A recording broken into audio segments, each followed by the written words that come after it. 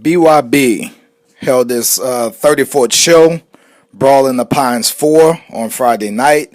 I was thoroughly impressed. Out of the 7 main card fights, 5 of them ended with first round knockouts. They had a 5th round knockout and they had a 3rd round knockout. So all 7 main card fights ended in knockout. Great action. Top to bottom, a few guys took fights on short notices and still came out and let it all hang out. The card opened with James Bodner against Joshua Sykes. Sykes ended up getting the best of him, kind of overwhelmed Bodner a little bit with uppercuts and knocked him out in the first round. I thought it was impressive that Sykes said it was the best treatment he had ever got from any organization. And I know a lot of people at BYB and they're good guys and good people that put on great events. So salute to BYB on that shout out from Sykes, and salute to Sykes and Bodner because they both took the fight, I believe, on 6 days' notice. And the uppercuts was just too much. Moving on, the second fight was Jean-Pierre Ramirez, who's a very impressive kid, fighting Trey Howard. This, to me, was the only fight where it just didn't seem fair.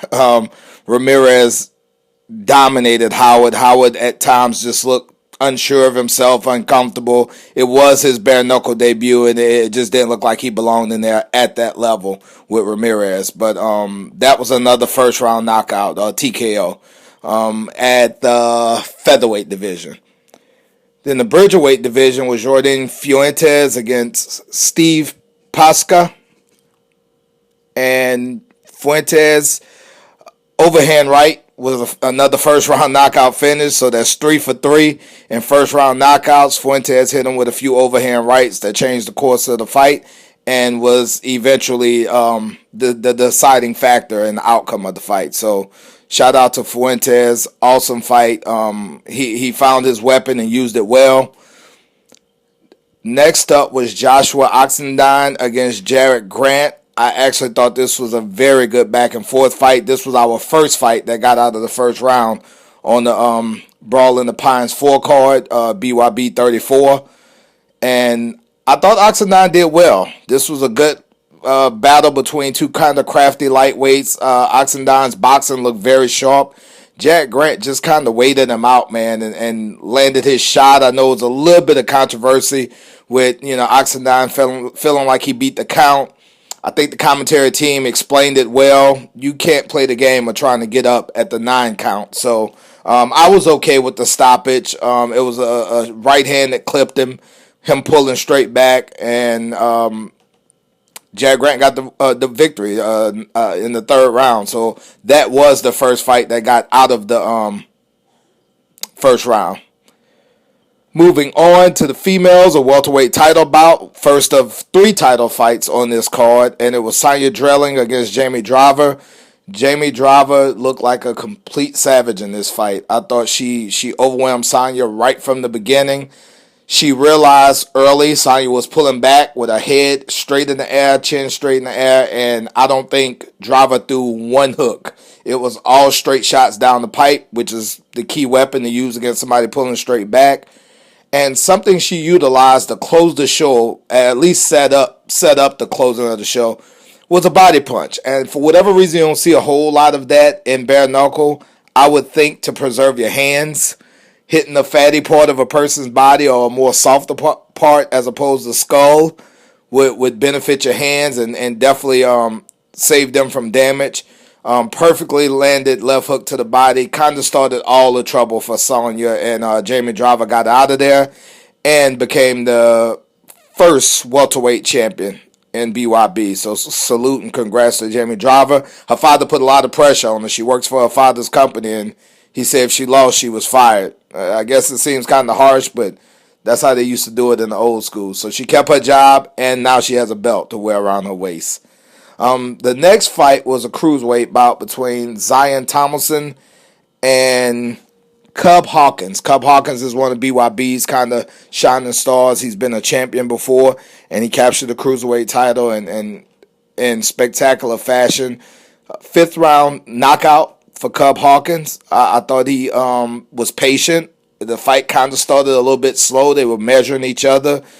Thomason would land a few good things, and when Hawkins backed up against the ropes, but Hawkins eventually prevailed. He turned it on at the right time, landed some good shots, and got Thomason out of there in the fifth round. That was the longest standing fight of the night on the main card, finishing him in a 5-round bout that's scheduled for 6. So he had 1 round left to do it in. I don't know what the scorecards look like, but I do remember thinking it was a very close fight up until the time of the stoppage. So salute to Hawkins, and props for him for getting that stoppage, because I don't know how they would have saw it. The main event, the heavyweights, man. Heavyweight title fight. Like I said, 3 title fights at the bottom of the card. Richie Leak, the one-loss Richie Leak against the assassin, Gustavo Trujillo. The Cuban was on fire. This fight didn't last long. I actually thought this was going to be the most competitive fight of the night, and it was everything but that. Trujillo came out, I think, within the first shot or 2. He put him down, and it just got worse from there. Another knockout in the first round. So, as I mentioned at the top of this telecast, or whatever you want to call this, 7 main card fights.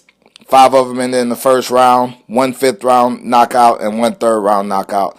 Spectacular event on what they call the smallest surface in combat sports. And if you've never watched a BYB event, or if you never experienced it, what are you waiting for? That trigon is serious. They're literally fighting in a triangle. There's nowhere to run, nowhere to hide. You can only fight. And they don't let you clinch long.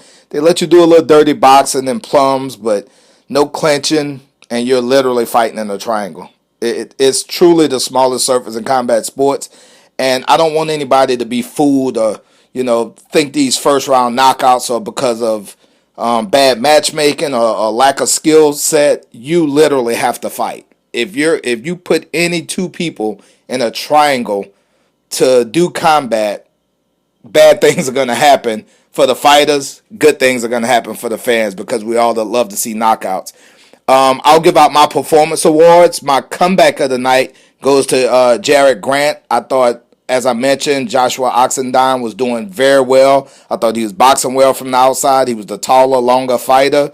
And Grant figured it out and found out a way to get the stop. And just that one simple mistake of Oxendine kind of pulling out after throwing a lazy jab, and he got clipped with a right hand. A little bit of controversy, as I mentioned at the end, but I thought I was okay with the stoppage. Oxendine didn't start trying to beat the refs count to 9, and you're not always going to win that game. So comeback of the night goes to Jared Grant. My performance of the night goes to Jamie Driver. I thought she looked sharp from start to finish. She figured out her opponent's weaknesses within probably the first 30 seconds of the fight. And she pounced and capitalized on every single one of them, whether it was making Sonya Drellin go backwards, whether it was, countering her, pulling back, straight back with her head in the air with straight punches, even to the point of the finish where she went to the body when Drellin was kind of covering her head up and just protecting herself in defensive mode. I've seen a lot of people wear out their hands and, overextend their stamina just going for headshots and going for the KO. She kind of poised herself, backed up, perfectly landed body shot, and it was kind of all she wrote from there. So performance of the night goes to Jamie Driver, the new welterweight champion, and my knockout of the night, Gustavo Trujillo.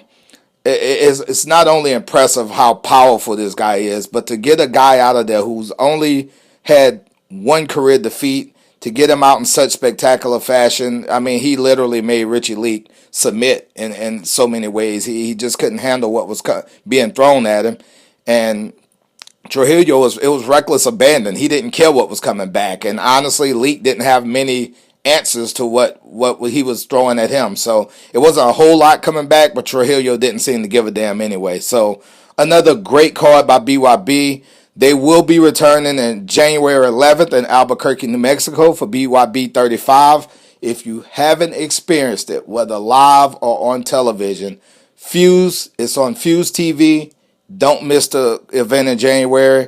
I love what BYB is doing. I love what Bare Knuckle in general is doing for combat sports, because there's a little bit of a window for it to kind of make its name and come to prominence a little bit, with boxing and MMA being a little bit down. I'm not saying it's dying, but just a little bit down. Bare Knuckle is filling that void. So if you're a fan of combat, you got to check out this Trigon, man. Salute to everybody with the BYB staff. My man Greg Bloom, the matchmaker. Great things coming from over there. I look forward to January 11th.